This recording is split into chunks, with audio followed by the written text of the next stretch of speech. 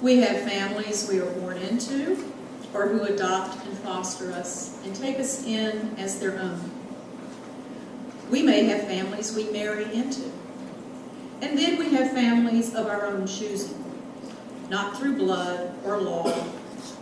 Family of the heart, family of the spirit.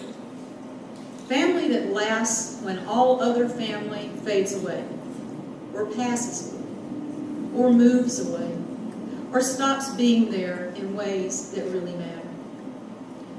Unitarian Universalism is my chosen way of life, and UUCA is my chosen family.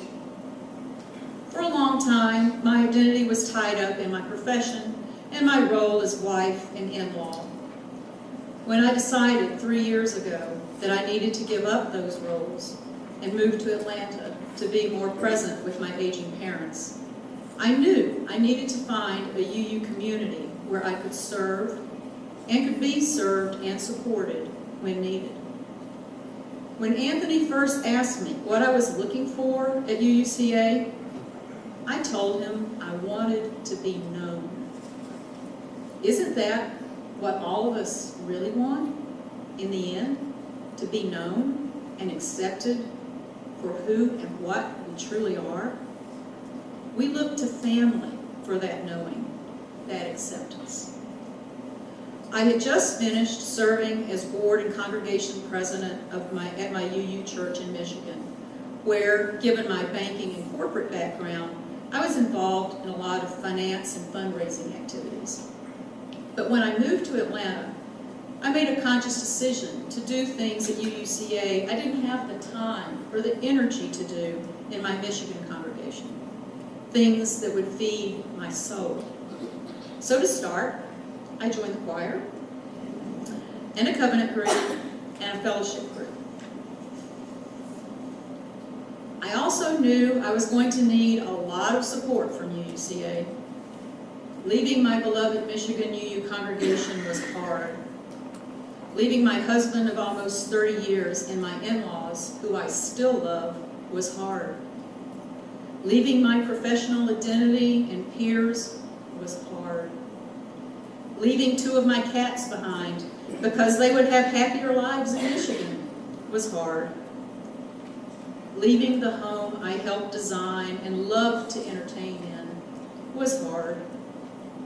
Watching my dad decline and then die with Alzheimer's disease here was hard. I needed time and space and support so I could grieve and heal and explore and grow. And UUCA has given me that and more. And for that, I feel very grateful and responsible. I want to ensure my UUCA family stays healthy and strong. I want to keep a roof with no leaks over our heads, and the lights on, and the furnaces working. I want to ensure our educational programs and social services and ministries of all sorts stay vibrant and outreaching and relevant. And that is why I give UUCA, my beloved community, and my chosen family at least 5% of all the money I spend every year.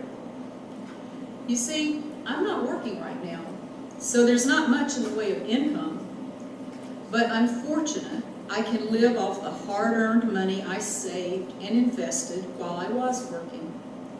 And making sure UUCA gets at least 5% of what I spend every year helps keep me in balance.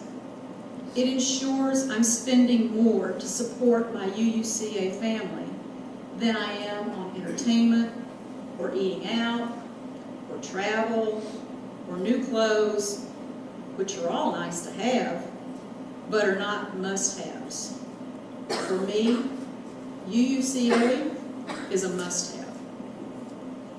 That is why I agreed to serve with Jason Delaney and Dave Spearman as co-chair for this UUCA's last annual stewardship campaign.